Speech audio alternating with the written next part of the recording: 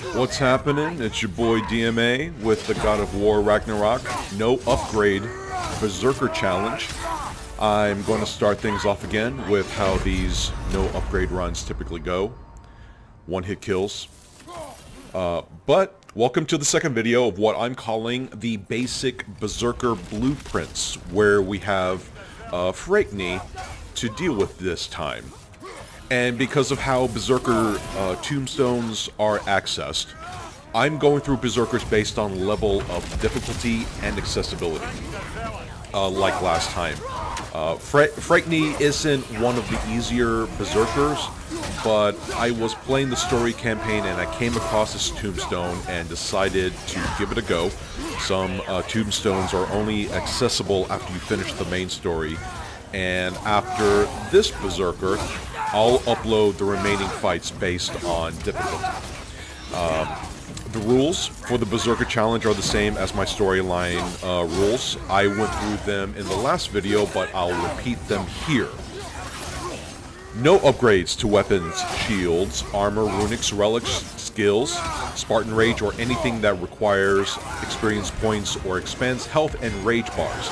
I will use Winter's Bite and the Talisman of Mange, as those are forced in my arsenal, but they will not see any upgrades, nor will Freya's and Atreus' abilities and skill trees, Freya's summon, sword, and Atreus' bow. Atreus' summon is not forced into his stats, as you can see on the screen, so his summon slot will remain empty during his involvement in this challenge. And since this is the last Berserker fight that I fight during the campaign, this will be the only Berserker video I will have uploaded that has Atreus involved, since, spoiler alert for those of you who haven't finished the story, spoiler alert, at the end of the campaign, Freya takes over as your partner. There are also no accessories allowed for Kratos, Freya, or Atreus.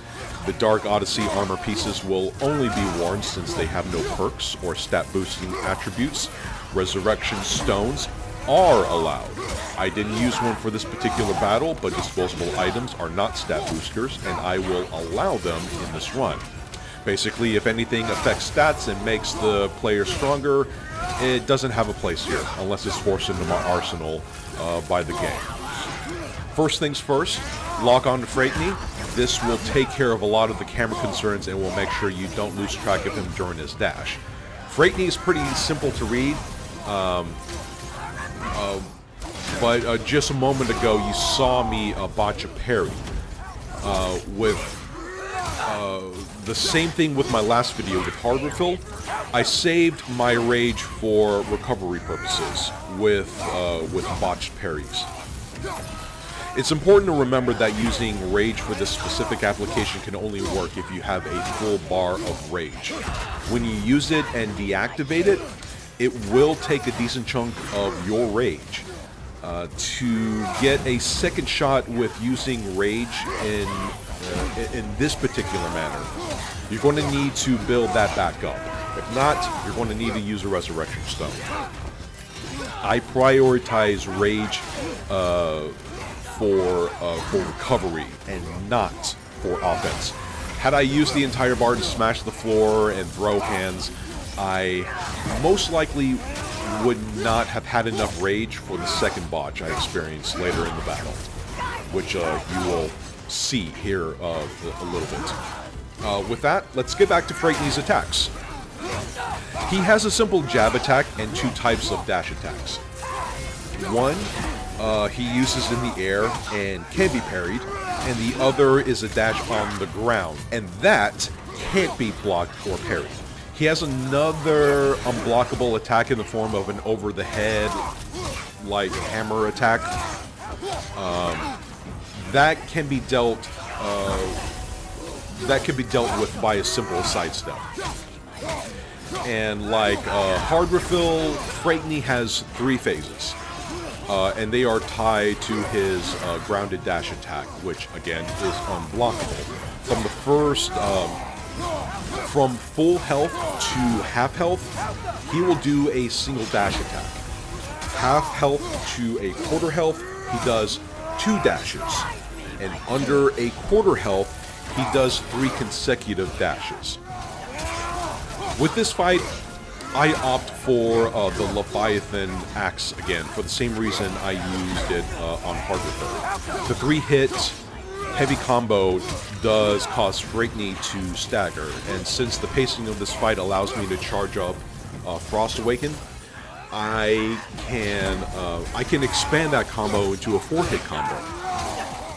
It doesn't seem like a significant boost, but when you're dealt with the bare minimum, it's quite significant. And when I finish the combo, I switch to light attacks to sneak in as many hits before Fraekni retreats. Unlike my previous fight with Hardwoodville, I did commit some time to learning how to time my parrying against this Berserker. I was able to get the aerial dash down, since I had visual and timing experience with Hardwoodville's identical aerial dash. But the quick little jabs, I didn't feel too comfortable getting those parries in, because Fraekni likes to mix those quick pokes with the unblockable hammer attack, and I figured it would be best to not deal with blocking those combos. It would be best to just roll away from them. There isn't a whole lot to discuss at this point now. He has his quick jab attack, and that can be blocked or parried. Neither of which I was prepared to invest time in, since I wasn't interested in doing so. He has his aerial dash that he can parry, and he has 2 unblockable attacks, the land dash and the hammer attack. I suppose the last detail I should add is how I sidestep or roll from the unblockable attack. In the opening reel where I die, I tried to evade by sidestepping the unblockable dash by sidestepping back parallel to Fraekni's path. I know there are iframes in play with these sort of games, but kids, if there's a car coming at you with great velocity, and that speed could be as low as 10 miles per hour, at that speed, you have options to avoid a collision like that. So, yeah, let's do our best to not dodge with traffic. Let's dodge to the side of the traffic.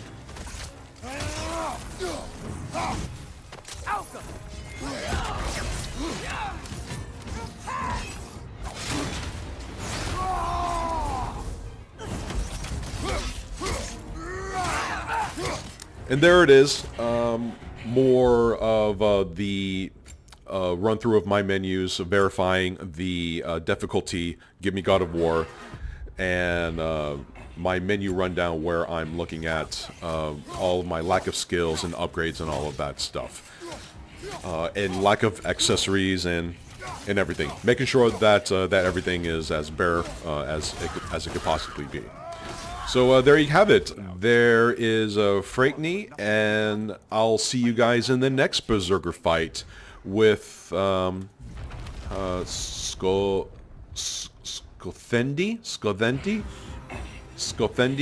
I'll see you guys in the next Berserker fight with Skothendi, where I step up my parrying game up considerably, and maybe my ability to pronounce his name correctly.